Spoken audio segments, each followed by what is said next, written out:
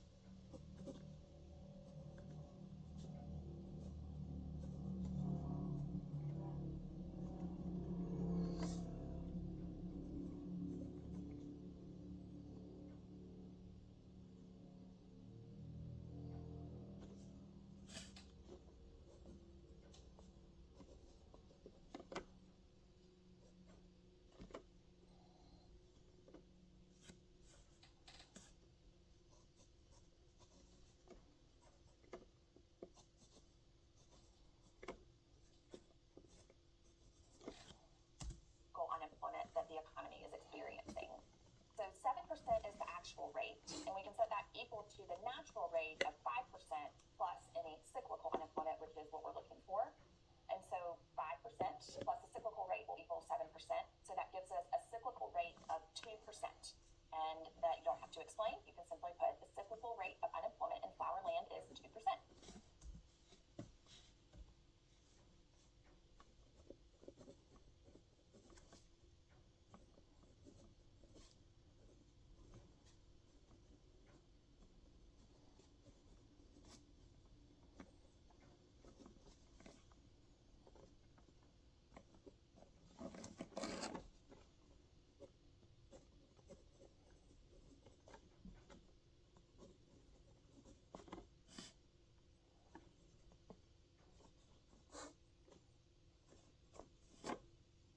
To explain, you can simply put the cyclical rate of unemployment in Flowerland is 2%.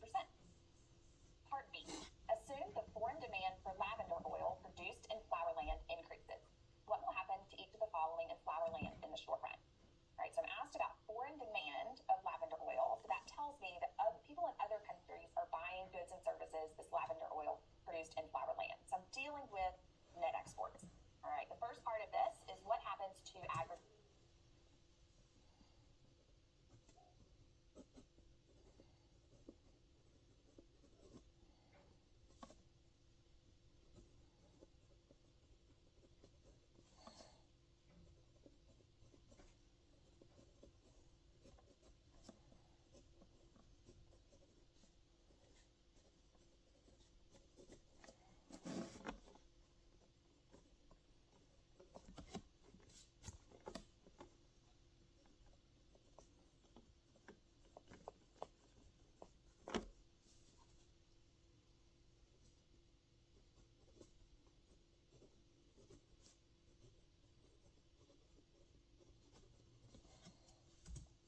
Demand and explain. If you'll recall, aggregate demand is equal to the sum of these four components: consumer spending, investment spending, government spending, and net exports. We are told that foreign demand for goods produced in Flowerland has gone up, so we're looking at the net export component of aggregate demand. If net exports increase, that must mean that aggregate demand increases. So aggregate demand increases because net exports will increase. Remember, you have to explain it, so that happens whereas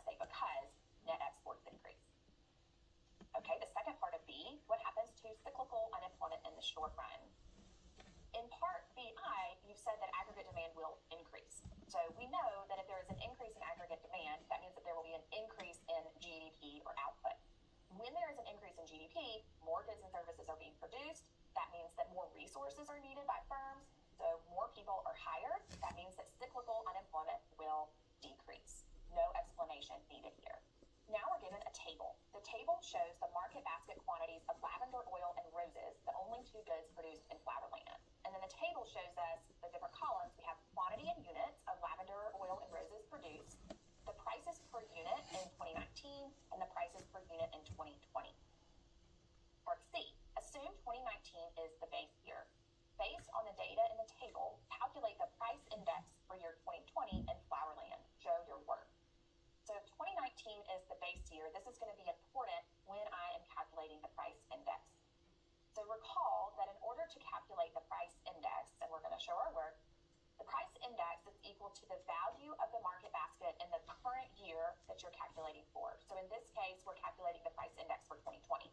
So the price index is equal to the value of the market basket in 2020 over the value of the market basket in the base year, which we are told is 2019 times 100. So our first step here is to calculate the cost or the value of the market baskets in each year. So I'm going to take for 2020, the 2020 prices times the quantity for each good. So that'll be $4 times 40 plus $25 times 4.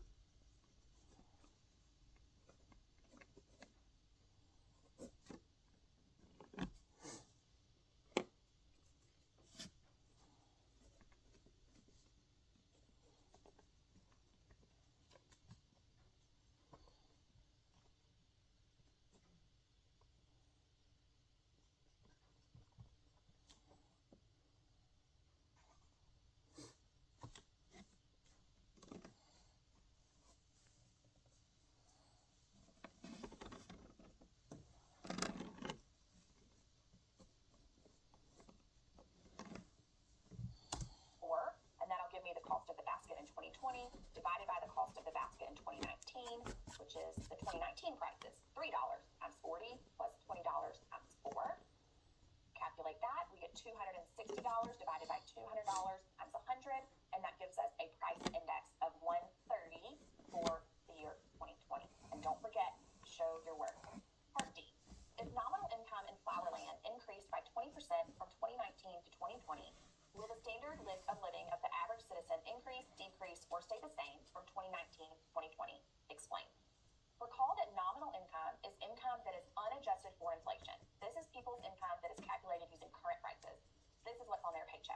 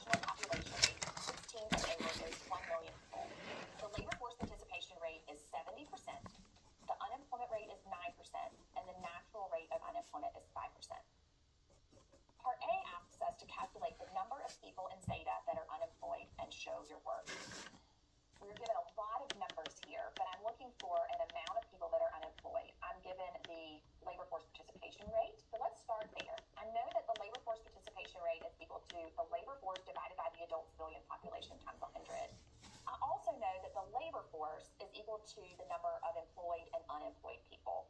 So I'm going to start with the labor force participation rate to see if I can find the size of the labor force in country theta.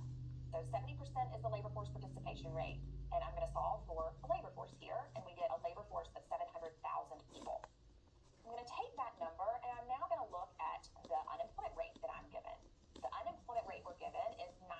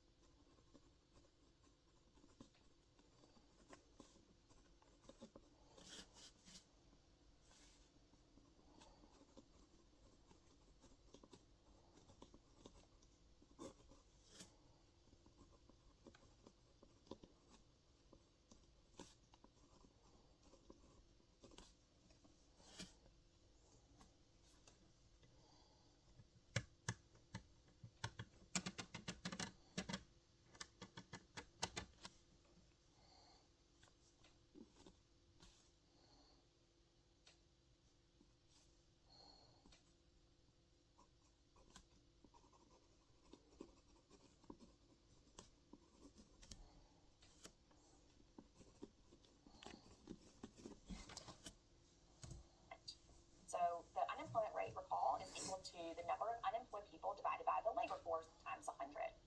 So let's solve for the number of unemployed people. 9% is the unemployment rate, is equal to the number of unemployed people divided by the labor force, which we just calculated, 700,000 people times 100. This gives us a number of unemployed people as 63,000. So that's our answer. So here's a shortened way that you can show your work. You can do the number of unemployed people is equal to the unemployment rate times the labor force participation rate times the adult population. So that's equal to 9% times 70% times a million, and that gives us 63,000.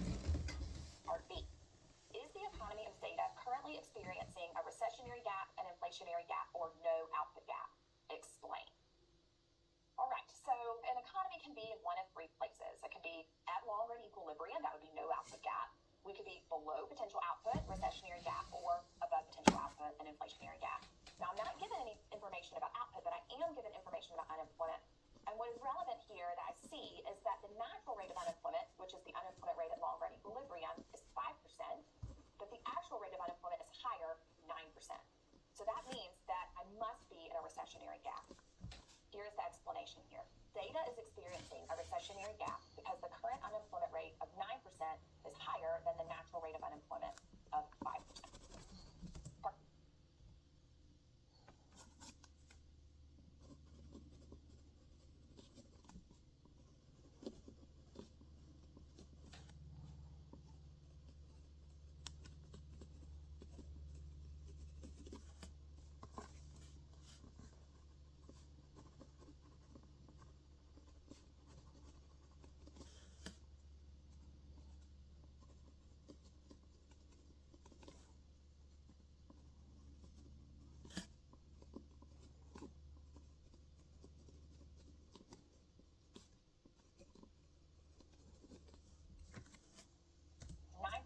Is higher than the natural rate of unemployment of 5%. Part C. Consumer goods and capital goods are produced in the country of Zeta. Draw a correctly labeled graph of the production possibilities curve for Zeta. Indicate a point labeled A that represents the current state of Zeta's economy. All right, recall from Part B, you said that Zeta is in a recessionary gap because of the unemployment rate that's higher than the natural rate. Now, that also means that their output is less than potential, and that also means that they have some unused resources, particularly labor. So let's look at the PPC. So we're asked to draw a PPC. We see consumer goods on the x-axis, capital goods on the y-axis, and then a curve, PPC curve labeled PPC. Now, if the PPC curve itself represents an economy that is efficient in utilizing all of its resources, Zeta is inefficient, right? Zeta has unused resources. So Zeta's current state of the economy, where we need to label A, needs to be inside of the curve or underneath the curve. So make sure that point A is underneath the curve because they have cyclical unemployment, they have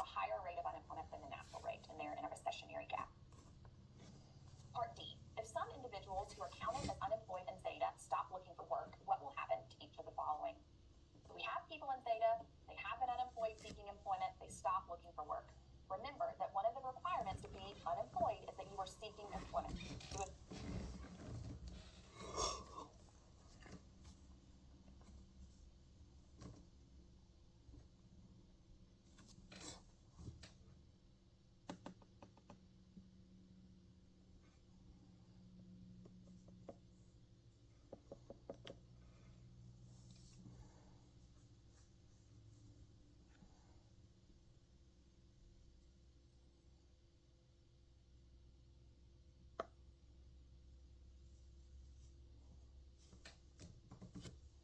So if you stop looking for work, you are no longer in the labor force. You are out of the labor force. So the first part of D, the labor force participation.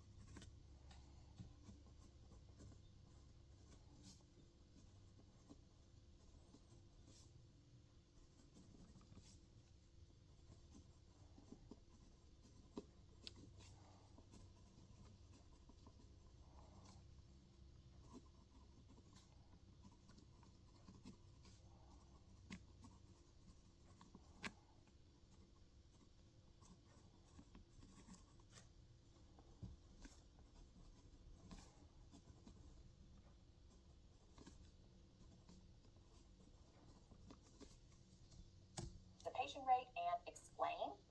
So again, these people are no longer in the labor force. So this must mean that the labor force participation rate will decrease because the workers who stop looking for employment are no longer considered to be unemployed. D2, what will happen to the unemployment rate? Again, the people who have stopped looking for work are no longer considered unemployed, so the unemployment rate will decrease. No explanation needed. Thank you for joining us. See you next time.